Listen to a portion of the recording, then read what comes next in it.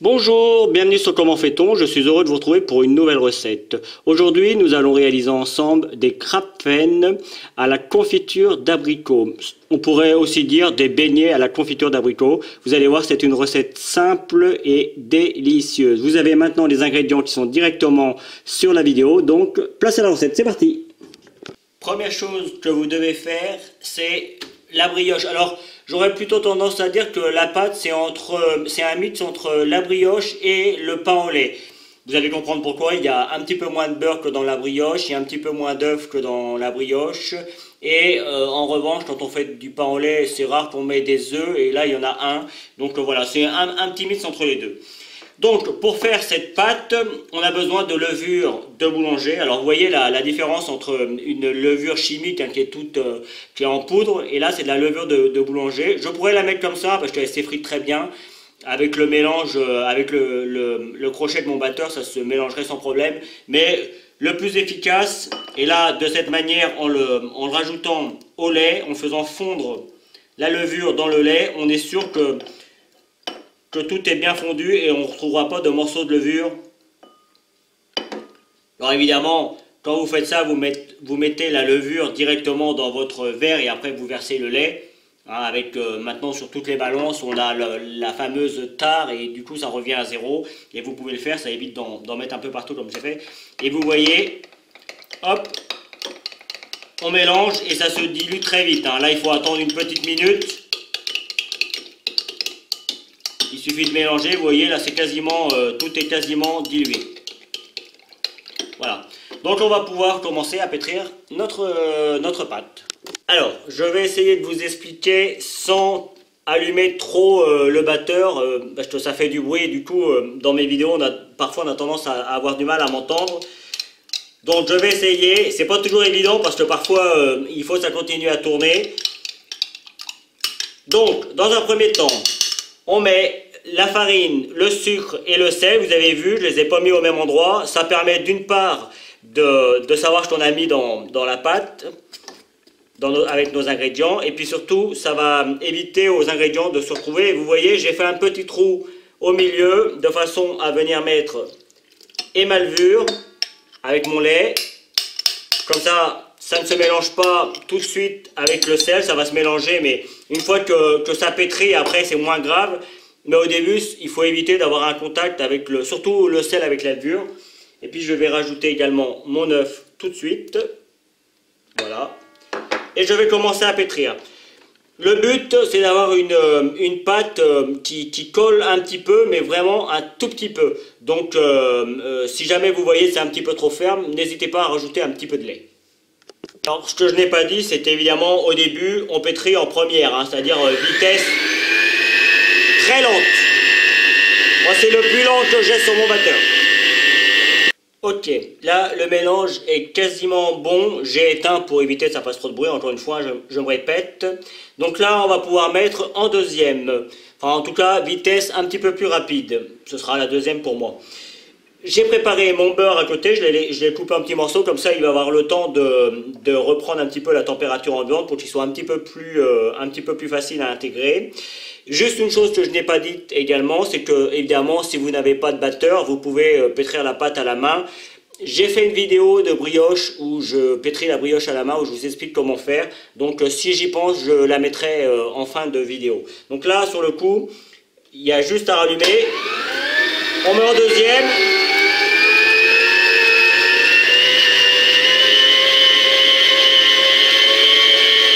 Et on pétrit jusqu'à ce que la pâte commence à se décoller. Alors, j'ai éteint, mais en théorie, il ne faudrait pas. Quand la pâte se décolle complètement comme ça de la cuve, on peut donner pour l'aider un petit coup de spatule. On appelle ça une corne, hein, dans le métier de la boulangerie, ça s'appelle une corne. Il suffit juste de gratter les côtés pour que toute la pâte soit bien mélangée. Et vous voyez là, la pâte, je vais juste la défaire pour que vous voyez bien. En théorie, hein, on ne le fait pas, hein, c'est vraiment pour vous montrer. Vous voyez, la pâte, on sent que là, elle est bien pétrie, elle ne colle pas au doigt ou quasiment pas. Donc c'est le moment que je vais choisir pour ajouter le beurre, et le beurre, je vais le mettre petit à petit. C'est-à-dire que je vais rallumer, ça va faire un peu de bruit. Et je Je laisse le beurre se mélanger un petit peu, je rajoute.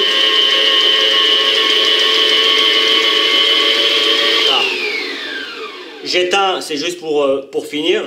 Une fois que tout le beurre est intégré, vous allez voir, la pâte va ramollir à nouveau, ce qui est tout à fait normal. Hein. Et là encore, même principe, il faut attendre qu'elle se décolle complètement des parois. Pareil, si jamais ça colle un petit peu trop, vous donnez un petit coup de spatule sur les bords pour bien rassembler la pâte. Vous rallumez, juste à ce que ça soit, que la pâte soit bien, comment je pourrais dire, elle est molle évidemment, mais qu'on puisse la prendre sans aucun problème, sans qu'elle colle trop au doigt. Donc c'est parti.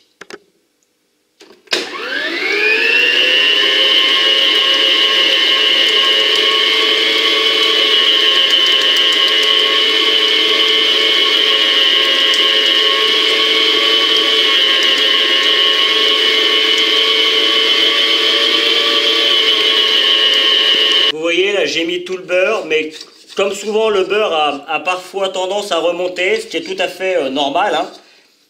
Vous n'avez pas ce problème-là si vous pétrissez à la main. Mais quand on pétrit avec le batteur, le beurre a toujours tendance à remonter. Donc on n'hésite pas, vous voyez. Et on donne aussi un petit coup, parce que parfois la pâte vient s'entourer autour du moule et la pâte au-dessus est mal pétrie. Donc du coup, on n'hésite pas à enlever la pâte du crochet. Et on rallume. Et on recommence l'opération jusqu'à ce que tout le beurre soit parfaitement intégré. La pâte se décolle, on va pouvoir l'arrêter.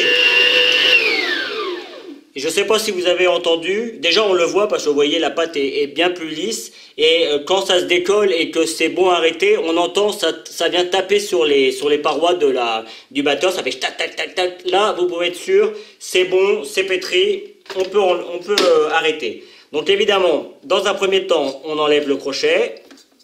On va laisser la pâte reposer dans la cuve. Alors, une chose que je voulais vous dire aussi, ne soyez pas surpris si il faut environ 30 minutes pour pétrir la pâte, c'est tout à fait normal. Hein. C'est une pâte levée, plus ou moins une pâte à brioche, donc ça demande du temps. Et vous voyez, à l'aide de ma petite raclette, de ma petite corne. Vous voyez là, si je prends la pâte, vous voyez, elle se décolle parfaitement. Donc là, je sais, mais je pourrais même la prendre à la main. Vous voyez, elle se décolle sans aucun problème. Et on donne un petit coup pour bien nettoyer. Vous voyez là, elle est bien lisse. Là, elle est vraiment superbe. On sent qu'il y a eu beaucoup d'air à aller dedans. Là, elle est vraiment idéale. Si vous avez une pâte comme ça, vous pouvez être sûr, c'est réussi. Donc là, le principe maintenant, je vais mettre un torchon dessus, paf, et je vais laisser reposer ma pâte à température ambiante. Attention, s'il fait très très chaud, vous la laissez une demi-heure, 1 heure, et vous la faites retomber. Là, moi, il fait une température plutôt moyenne, donc je vais la laisser 1 heure, 1 heure et demie. Elle va gonfler, ce qui est tout à fait normal. Je vais la rabattre et puis après je la changerai de récipient et je la mettrai au frigo pour toute la nuit. Donc ça doit se préparer la veille. Cela fait 1 bonne heure et demie que ma pâte repose à température ambiante. Vous pouvez le voir, elle a gonflé. Donc là, ce que je vais faire, je vais la faire retomber. Pour cela, je vais... Alors, vous voyez la petite chose que je fais avec la farine, là, dans le milieu, on appelle ça fleurer.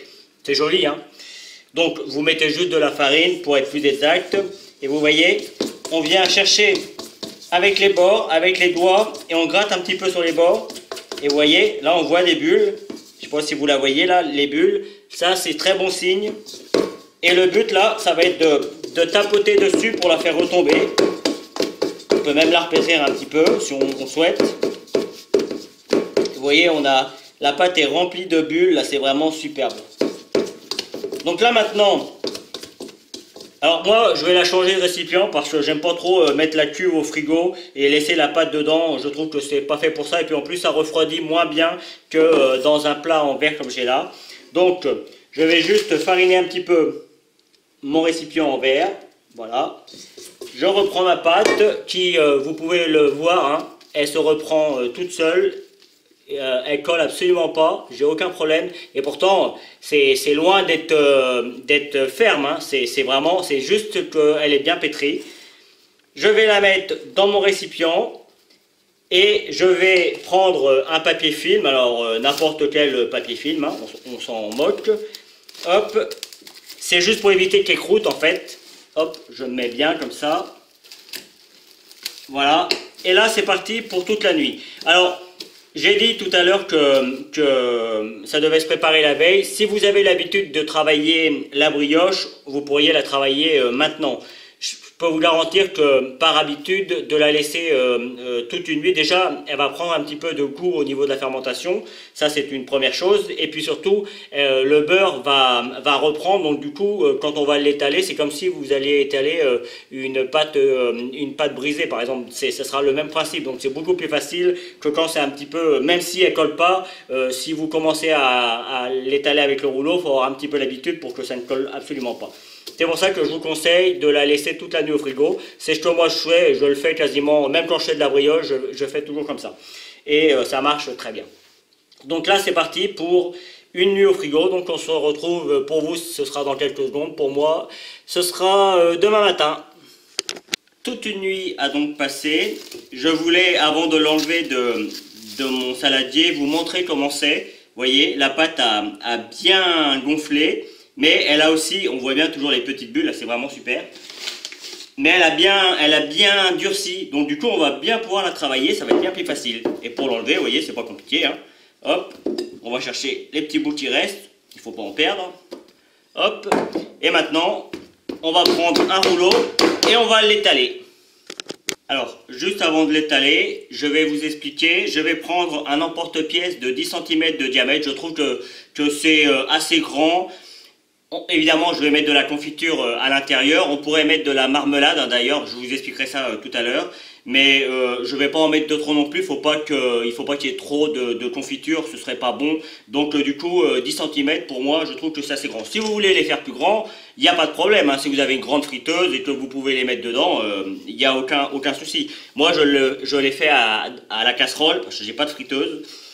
Et donc 10 cm c'est très bien, ça me permet d'en cuire 2 ou 3 à suivre, donc c'est pas mal.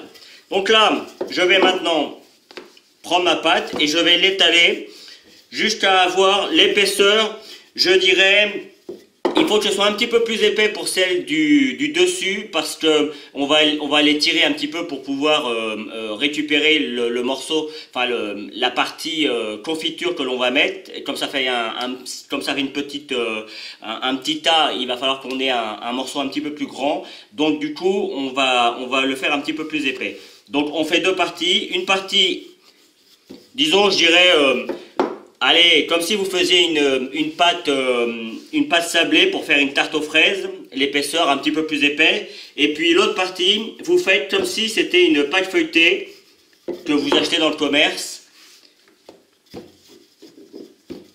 C'est pas très compliqué à faire. Hein. Voilà, vous voyez, moi j'y suis presque. Alors, vous pouvez remarquer que les quantités sont pas énormes, hein, c'est normal, moi j'en ai pas fait énormément.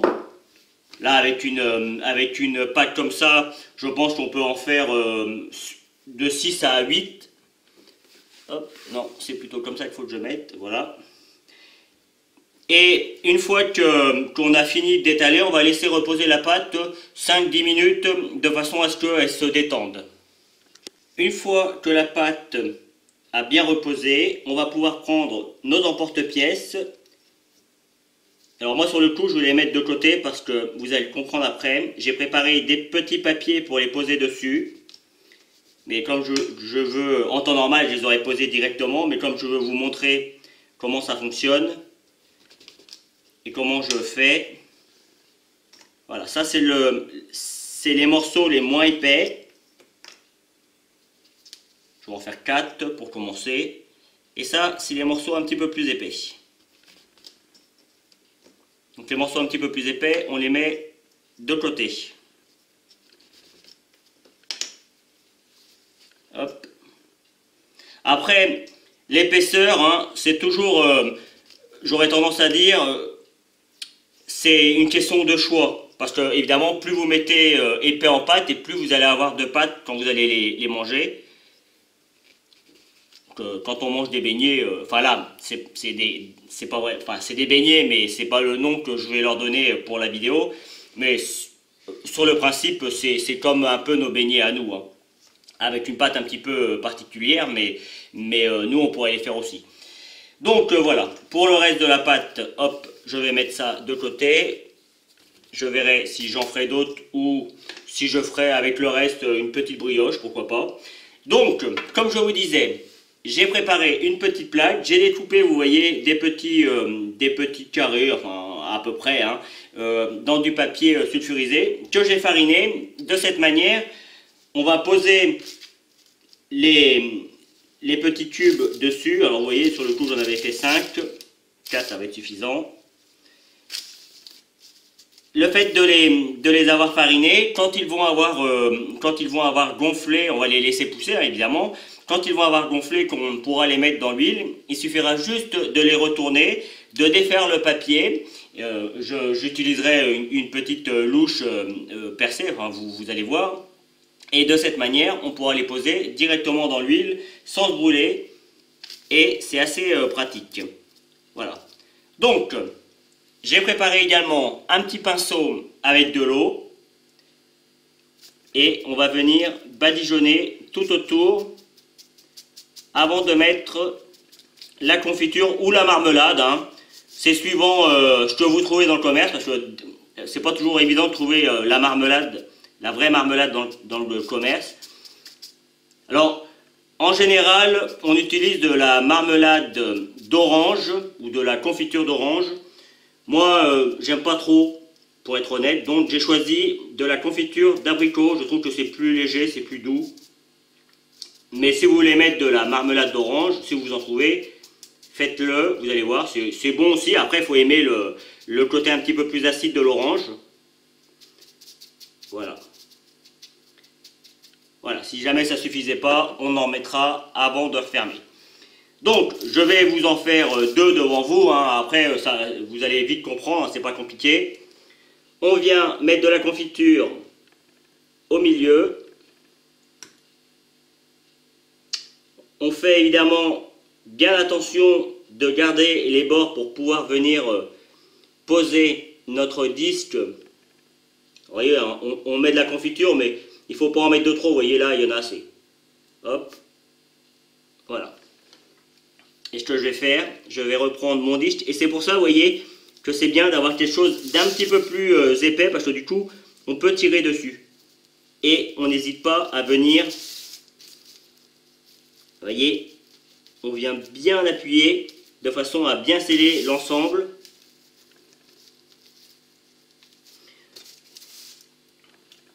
Moi, ce que je fais souvent, je prends un disque un petit peu plus petit. Vous voyez, j'ai un disque un petit peu plus petit et hop, je viens bien sceller et là, je peux être sûr, c'est bien scellé. Alors, on peut voir là, vous voyez, la confiture a tendance, c'est le problème avec la confiture, c'est que c'est un petit peu liquide, ça a toujours tendance à couler un petit peu. Bon, c'est pas trop grave, mais c'est mieux d'éviter parce que sinon ça risque de s'ouvrir pendant la cuisson et c'est pas forcément une bonne chose. Donc, je commence avec le deuxième.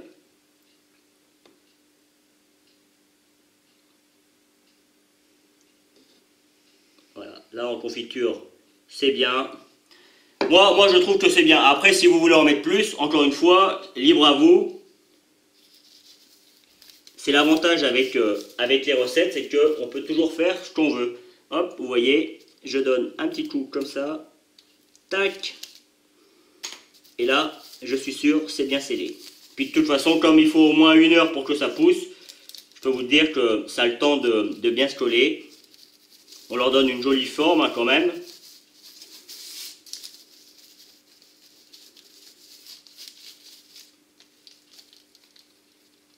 Il ne faut pas mettre trop de confiture, mais enfin, il faut quand même qu'on en retrouve quand on le mange. Voilà. Vous avez compris le principe, rien de compliqué. Vous faites pareil avec les autres. Et puis, si vous voulez en faire plus, eh bien, il suffit de rétaler à nouveau la pâte. Et puis, vous en faites juste à temps qu'il n'y ait plus de pâte. Là, je vous dis, là, j'en ai 4. Je pense qu'on peut en faire 6 avec la quantité que j'ai environ, hein. Donc après ça dépend de la grandeur et de l'épaisseur de votre pâte. Donc à vous de jouer. Une fois que vos petits krapfen ou beignets, comme vous préférez, sont terminés, il faut les laisser pousser, il faut qu'ils doublent de volume avant de les mettre en cuisson. Donc on les laisse à température ambiante, on remet un torchon par-dessus pour éviter que ça croûte. Normalement, quand il fait une température d'environ 20 degrés, 20-21 degrés, il faut compter une petite heure pour que ça double de volume. Après, ça dépend de l'efficacité de la levure. Même dans le commerce, la levure, elle ne se vale pas tous. Donc, ça peut prendre un petit peu plus de temps ou un petit peu moins. Il faut surveiller. Je vous montrerai comment ils doivent être avant de les mettre en cuisson. Cela fait environ 1h30 que mes petits krapfen, mes petits beignets poussent. Vous voyez, ils ont à peu près doublé de volume. Donc là, c'est bien pour la cuisson. Là, ils sont vraiment superbes. Donc, j'avais gardé un petit bout de pâte pour savoir si mon huile était chaude ou pas. Vous voyez, là, l'huile, ça prend de la jolie couleur. Vous voyez, ma pâte a bien gonflé. Elle était beaucoup plus petite que ça quand je l'ai mis et ça a bien gonflé. Donc là, ça veut dire que mon huile est chaude. Alors si vous avez une friteuse, vous n'avez pas besoin de faire ce petit test parce qu'il y a des températures sous la friteuse et vous prenez la température pour cuire les frites, ça marche super bien. Donc moi, comme je vous l'ai dit, j'en fais pas souvent, je fais pas souvent de friture. La majorité du temps, c'est pour faire les vidéos parce qu'il faut bien qu'il y ait un petit peu de tout comme recette. Et il faut bien plaire à tout le monde aussi. Donc je sais que la friture, il y a beaucoup de personnes qui aiment ça. Moi le premier, hein, j'adore ça la friture, mais mon corps lui un petit peu moins. Donc du coup j'évite. Donc j'utilise une casserole. Et la casserole, pour savoir la température, c'est pas forcément évident. Donc avec la petite boule, c'est parfait. Donc pour les mettre, vous voyez, je vais les prendre. J'ai ma petite louche percée comme je vous disais tout à l'heure. Hop, je la mets à l'envers et je viens déposer. Vous voyez, comme ça on ne se brûle pas. Là je vais pouvoir en mettre, oui, j'aurais pas mis ma petite boule là, j'aurais pu en mettre 2. On va y aller un par un sur le coup, pour ma part. Alors là maintenant, le but, ça va être de le laisser dorer pendant 5 minutes. Hein. De toute façon, on le voit, on prend une cuillère et puis quand ça commence à prendre un peu de couleur, on soulève pour regarder. Et si vous les mettez dans la friteuse, vous ouvrez la friteuse et vous regardez. Attention de ne pas vous brûler et éviter qu'il y ait des enfants autour quand vous faites la friteuse, surtout si vous le faites comme moi, parce que là, sur le coup, c'est vraiment très chaud, on peut vraiment se faire très mal. Et d'ailleurs, vous voyez, là, l'huile, elle est quand même assez chaude, donc je vais la baisser un petit peu. Hop, de façon à ce que ça cuit tranquillement. Et plus, alors sur le coup c'est vrai pour la casserole, c'est moins vrai pour la friteuse, parce que la friteuse elle garde la température toujours, enfin c'est toujours la même. Si vous faites à la casserole comme moi, plus vous allez en cuire et plus ça va cuire vite parce que plus l'huile va être chaude.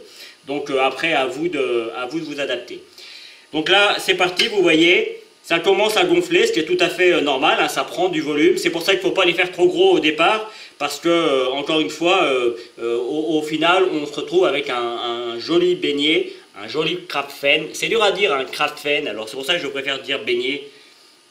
Et donc là, c'est parti pour la cuisson. Rien de compliqué. Je vais attendre que ça prenne un petit peu de couleur, et puis je le retournerai devant vous. Allez, là j'ai regardé, il a une jolie couleur sur le dessous. Je reprends ma cuillère et ma spatule et hop, je viens le retourner. Vous voyez là, la couleur, elle est idéale. On pourrait le cuire encore un petit peu plus. Moi, j'aime bien comme ça. Et si jamais vous voyez ça prend un petit peu trop de couleur, n'hésitez pas à baisser la température du feu. Là, moi, je suis plus qu'à 3. Hein. Vous voyez, c'est vraiment une température faible. Il vaut mieux que ça cuise un petit peu plus longtemps pour que ce soit bien cuit, que la pâte soit bien cuite quand même, sinon ça ne va pas être bon.